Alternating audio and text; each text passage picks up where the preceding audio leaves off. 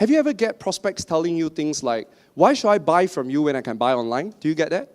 Now, I need to teach you how to reply that question so that you can get more sales, right? Now, the truth is, every single industry is going to be disrupted by technology.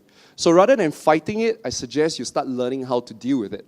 You know, Charles Darwin once said that the animal that survives is not the smartest animal. It's not the biggest animal. It's the one that's most adaptable. So let's study a little bit about how do you keep yourself adapted.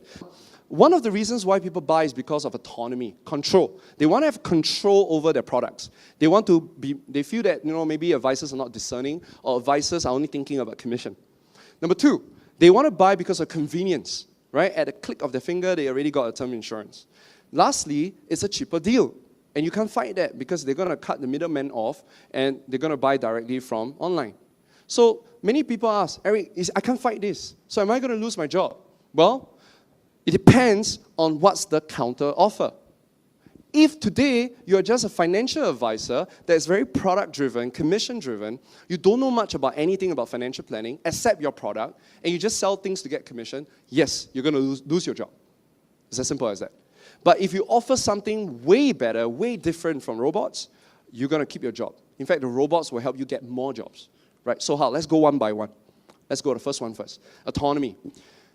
We can only have control if we have knowledge. Would you agree? So for example, I always like to use this analogy where you as an advisor, next time if people ask you, I go online better what? You say, same thing. We are like doctors and specialists, right? And you're asking me, should I go see a pharmacist? If you're just having a simple headache, sure, go see a pharmacist. Off the counter, you get a Panadol. But if your headache keep going on and on and on, or you got other symptoms that you don't understand, would you still trust a pharmacist? It's the same thing with me. If it's simple products like travel, sure, you can buy it online. But when it comes to financial planning, retirement planning is very complex. You need to talk to a specialist like me. Does it make sense? So you use the pharmacy and the doctor analogy. So how do you make sure that people want to talk to you rather than they go online? Well, you got to be more knowledgeable than them. You need to increase your technical knowledge. This is where Sanjay comes in later on at the end. I have a mentorship program with him where I come in to do the marketing, to help our mentees get leads. He come in to sell deeper by increasing your technical knowledge. You want to sell to high net worth, it's not just about reaching out to high net worth. Are you able to speak their language? Does it make sense? So you need to understand your business much, much better. Do you understand Bitcoins, for example? Do you understand the market? Do you understand the shifting of China? China is getting more powerful, right? How's that going to affect you? Right? China's been investing a lot in Malaysia. How's that going to help your clients? If you cannot even have conversations like that with your clients, then they're not going to find you valuable. Then you're going to go online. Number two, convenience. Oh, so that's where the teaching comes in. Now, convenience. Let's talk about food, okay? We have this food brand called Foodpanda, right? Which is actually a friend of mine. A friend of mine is the CEO of that company, so I support that app a lot. And I realized to myself that even though I have Foodpanda in my app, I don't use it very often. Do you?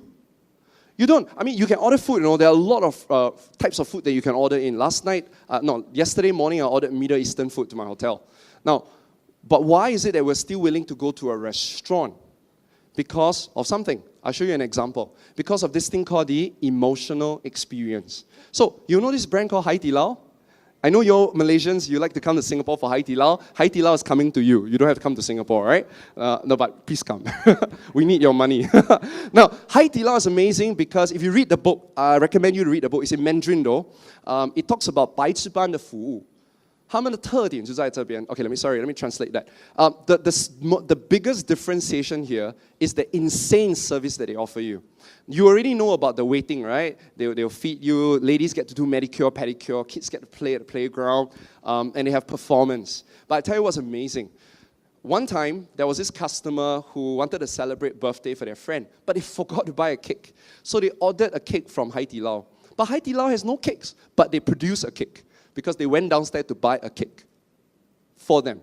Number two, they noticed that they always give you one special person to watch you, right? So they noticed this guy keep eating that radish dish. Then they are able to go back to the kitchen to ask the chef to cook something special relating to radish and then feed you. I say, oh, this is a little gift for you. How would you feel? So my question is this. You versus robots, are you any different? If emotionally I don't feel any different, then good luck to you. Do I feel excited meeting you? Do you make me feel like a king and queen when I hang out with you? Do you surprise me positively? If you don't do all these things, obviously I'll change. So that's the reason why robots will never replace mothers. If you're a mom, no problem, right? They will never replace you because robots can't replace love. Tech Asia recently did an article that says this, that till today, robots cannot emulate social skills. That's why you got to up your charisma. You got to unlock your charisma. You got to work on your people skills and your technical skills. Got it? Right? So that's the second one. By the way, I studied this paper by Ernst & Young. It was a very big report. I summarize it for you. They were studying the future of the insurance business, and this is what they say. One of the points that they said was this, that customer experience matters the most in today's era. So don't worry too much about robots as long as hanging out with you gives me more than what the robots can give.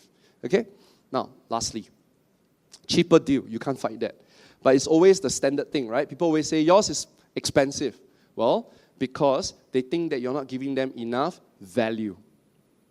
So the key to fighting price is to make sure that you're giving them value beyond your product. If the only thing you're doing is a product, then obviously you might lose out because somebody else will have a cheaper product, correct or not? So don't fight products. Generally, the products after a while is the same. What you need to fight is you need to put in more value.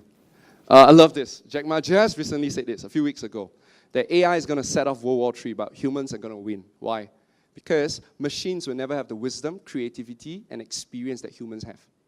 So you need to be creative in the way you approach your clients. You need to share with them your experience, stories, examples. You see, every client you work with, your XP goes up. Share the XP with your client. The reason why clients hire me is not just because of my knowledge, but because of my experience working with other clients in the same industry with them. They want to know what other clients are doing. I'm offering them the intel. Yeah? So you do the same thing as well. Plus, be interesting, right? And people want to hang out with you.